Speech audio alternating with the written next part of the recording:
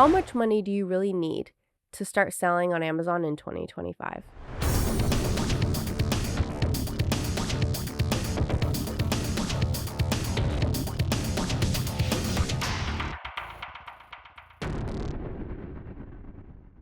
Yeah, how much money do you really need to start selling on Amazon in 2025? Yeah. Now, the interesting part about that is that there's 2 or 3 different ways to sell on Amazon.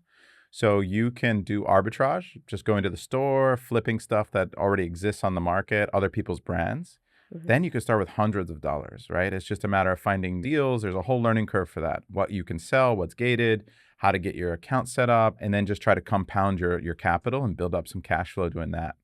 But to do private label, you need a minimum of $5,000 to $10,000 in 2025. The reason is you need to order months of inventory usually. When we launch a product, we want to set ourselves up for success, and you never want to run out of inventory. Right. And so the way you have to calculate that is what is the estimated number of units you can move if you execute well over a period of time?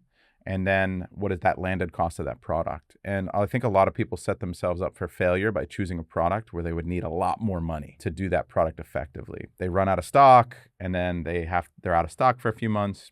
It kills their ranks and then they can't recover. And you're setting yourself up for failure. You're going to light your money on fire doing that. Got it. So you're saying you said 5 to 10K. Minimum, and it depends on the product you choose. So you have to look at the data to choose the right product and understand what the capital requirement is for that specific product that you choose.